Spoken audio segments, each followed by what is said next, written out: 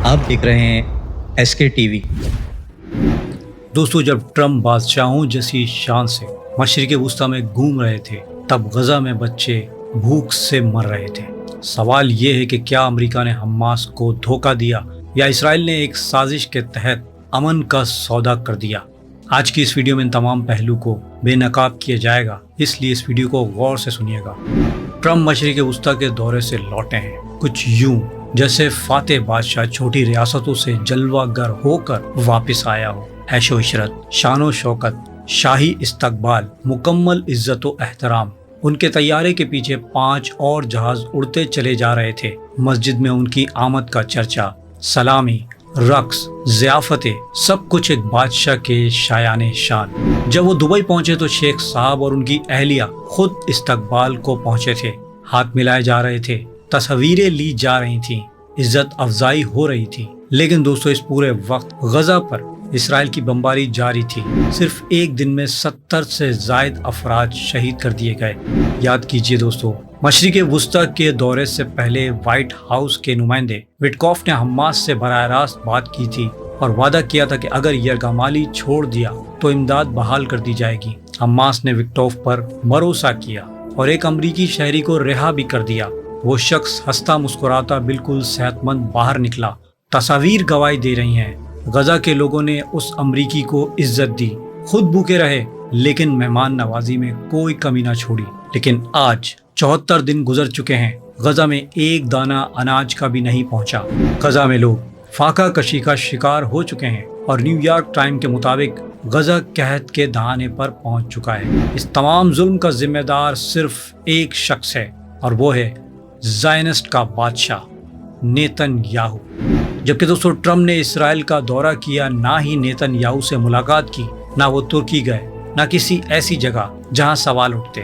उन्होंने रुख किया तो सिर्फ उन ममालिक का जहां से पैसा मिलता। कतर, सऊदी अरब, UAE।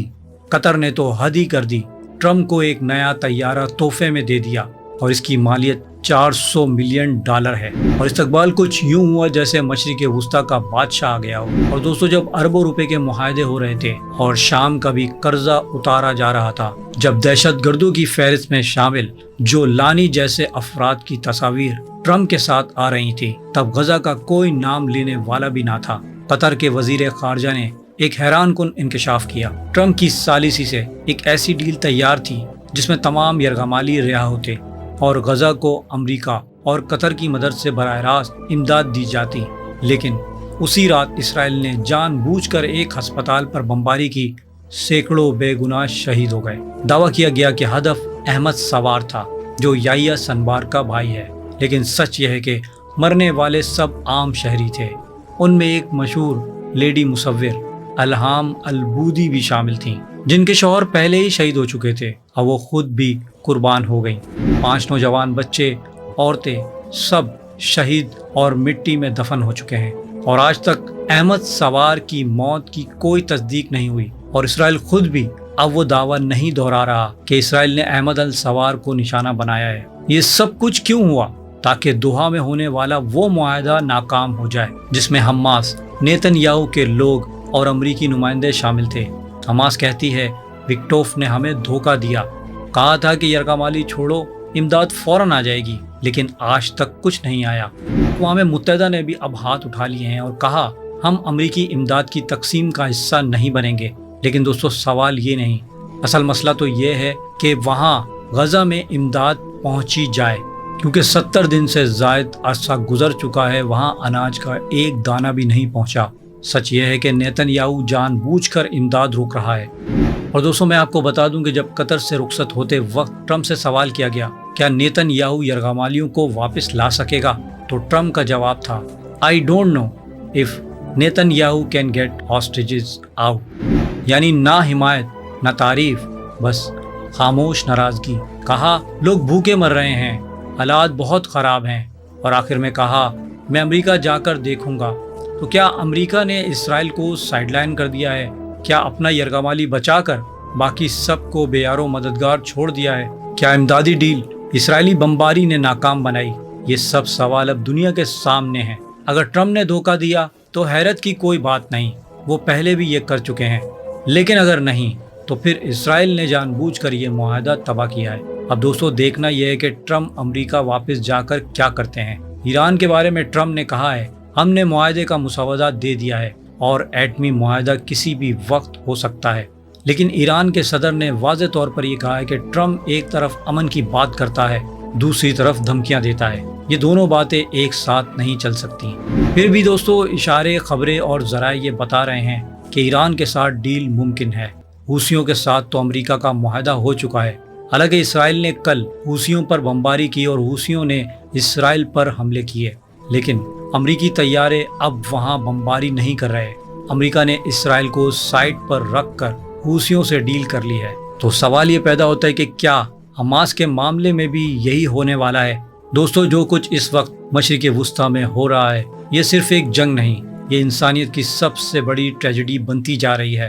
اب خبریں آ رہی ہیں کہ امریکہ شاید اسرائیل کو سائٹ پر رکھ کر فلسطین سے براہ راست معاہدہ کرنا چاہتا ہے تاکہ انسانی امداد دوبارہ شروع ہو سکے۔ لیکن ٹائمز آف اسرائیل کہتا ہے کہ واشنگٹن اسرائیل پر جنگ روکنے کے لیے دباؤ نہیں ڈالے گا۔ یعنی دوستو امریکہ صرف اس وقت تماشائی بنا بیٹھا ہے۔ یہ سب پہلے ہی ہو چکا ہے۔ جب امریکہ نے حماس سے بات چیت کی کوشش کی تو نیتن یاہو اور اس کے میڈیا نے سب کچھ سبوتاژ کر دیا تھا۔ آج بھی وہی ہو رہا ہے، جھوٹی سچی خبروں کی یلغار کے ذریعے۔ اور دوستو اب میں آپ کو ایسی چونکا دینے والی خبر دے رہا ہوں کہ امریکہ 1 ملین فلسطینیوں کو لیبیا میں بسانے کی سازش کر رہا ہے۔ قذافی کے بعد لیبیا کمزور ہے اور وہ امریکہ کو انکار نہیں کر سکتا، لیکن مسئلہ صرف ایک ہے، غزہ کے لوگ اپنا وطن چھوڑنے کو تیار نہیں۔ لیکن دوستو یہ خبر سچ ہے یا افواہ کچھ کہا نہیں جا سکتا۔ لیکن دوستو ایک بات تو ضرور ہے کہ اگر آپ انسان ہیں تو غزہ کے بچوں، ماں بہنوں کے ٹویٹس پڑھ کر آپ کی آنکھیں نم ہو جاتی ہیں۔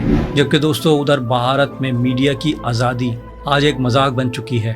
جو بھی حکومت پر سوال اٹھائے گا وہ غدار، پاکستان کا ایجنٹ بن جائے گا۔ صحافی یا تو جیل میں یا تباہ حال ہیں۔ اگر کوئی پوچھے کہ ہماری سرکار نے جنگ بندی کیوں کی تو اسے فوراً چپ کرا دیا جاتا ہے۔ جب سچ پر پردہ ڈالا جائے، جب صحافت بک جائے، جب حکومت کا بیانیہ ہی واحد سچ مانا جائے تو پھر جمہوریت کہاں بچتی ہے؟ یہ صرف پاکستان دشمنی نہیں، یہ بھارت کے آئین اور عوام اور جمہوریت کا سوال بن چکا ہے کہ اب بھارت میں جمہوریت نہیں، ڈکٹیٹرشپ آ چکی ہے۔ اور دوستو خبریں آ رہی ہیں کہ اگر پاکستان اور انڈیا کی جنگ بندی ٹوٹتی ہے تو صرف یہ بارڈر پر گولیاں نہیں چلیں گی بلکہ ہر اس گھر پر اثر پڑے گا جہاں ایک عام ہندوستانی اور پاکستانی رہتا ہے۔ مودی حکومت نے کشمیر کی حیثیت ختم کی، آرٹیکل 370 کو زبردستی ختم کیا، اب جنگ بندی پر سوال اٹھا رہی ہے۔ یہ سب کچھ صرف سیاست، الیکشن اور ووٹ کے لیے کیا جا رہا ہے، نہ کہ ملک سے محبت اور نہ سرحد کی حفاظت۔ یہ صرف اقتدار کی ہوس ہے اور مودی اس خطے کو آگ میں جھونکنا چاہتا ہے۔ جبکہ دوستو ہم یہ سب کچھ مڈل ایسٹ میں پہلے دیکھ رہے ہیں اور اب ہم غزہ پر خاموش نہیں رہیں گے۔ غزہ میں جو کچھ بھی ہو رہا ہے وہ ناقابل برداشت ہے۔ فوری جنگ بندی، امداد، خوراک، پناہ بہت ضروری ہے۔ دوستو اگر آپ کا دل بھی غزہ کے مظلوم بچوں اور ماؤں بہنوں پر رو رہا ہے تو اس ویڈیو کو ضرور شیئر کیجیے گا، اور یاد رکھیے اگر آپ غزہ پر خاموش ہیں تو آپ بھی اس ظلم کے برابر کے شریک ہیں۔ اللہ سبحانہ و تعالیٰ سے دعا ہے کہ غزہ کے مسلمانوں کی غیب سے مدد فرمائے، آمین۔ دوستو امید کرتا ہوں میری ویڈیو سے آپ کی معلومات میں اضافہ ہوگا اور کچھ نیا جاننے کو ملا ہوگا۔